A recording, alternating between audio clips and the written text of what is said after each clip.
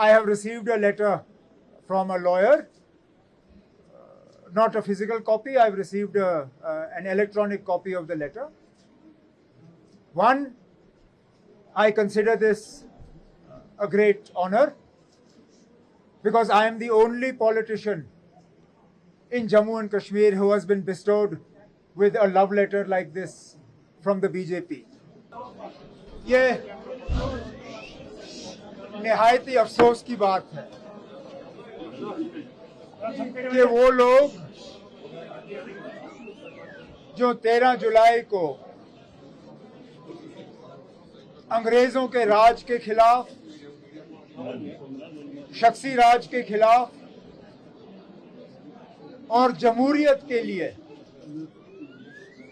अपनी कीमती जानें कुर्बान कर गए, आज उनकी शहादत को सलाम करने की हमें इजाजत नहीं दी जा रही है। काश ये जो फैसला लिया गया शहीद मज़ार को बंद करने का, ये फैसला लेने वाले अगर 2 मिनट जम्मू कश्मीर की हिस्ट्री पढ़ते तो वो समझ जाते कि इस फैसले से उन्होंने तमाम उन लोग जिन्होंने आज़ादी से पहले अंग्रेज़ों के खिलाफ लड़ते हुए अपनी जानों को कुर्बान किया, उन सबों की कुर्बानियां आज नजरअंदाज की गईं। कश्मीर उस वक्त जो प्रिंसली स्टेट था वो एक ब्रिटिश पैरामाउंसी थी। महाराजा ने अंग्रेजों की पैरामाउंसी को कबूल किया और अगर इसका आप सबूत चाहते हो, यहां 100 मीटर दूर पे जो आज एम्पोरियम है वो रेजिडेंट का मकान होता था। जो आज जम्मू में वजीर आला की ऑफिशियल रेजिडेंस है वो रेजिडेंसी का मकान होता था। जो जम्मू और श्रीनगर में 2 सड़कें हैं रेजिडेंसी रोड के हवाले से, उन सड़कों के नाम इसलिए रखे गए क्योंकि वो अंग्रेज रेजिडेंट के मकान तक जाके वो सड़कें पहुंचती थीं। तो ये लड़ाई जिसको सिर्फ मजहब के तराजू में तोला जा रहा है, इन शहीदों की शहादत को सिर्फ इसलिए नजरअंदाज किया जा रहा है क्योंकि वो मुसलमान थे और यहां का महाराजा मुसलमान नहीं था।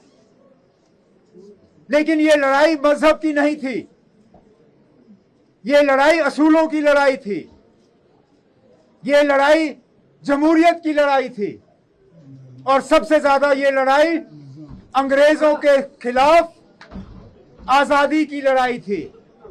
लेकिन आज हमें कहा जा रहा है कि अंग्रेजों के खिलाफ लड़ाई करना और मुल्क की आजादी में एक रोल अदा करना वो गलत था।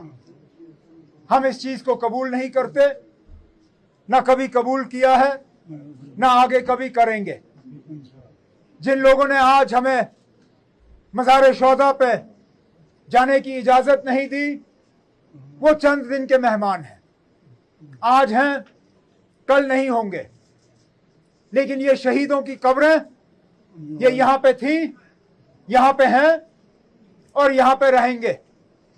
आज नहीं तो कल हम दोबारा वहां पे जाएंगे, वहां पे फूल डालेंगे और उन शहीदों के लिए जो है फातिहा पढ़ेंगे।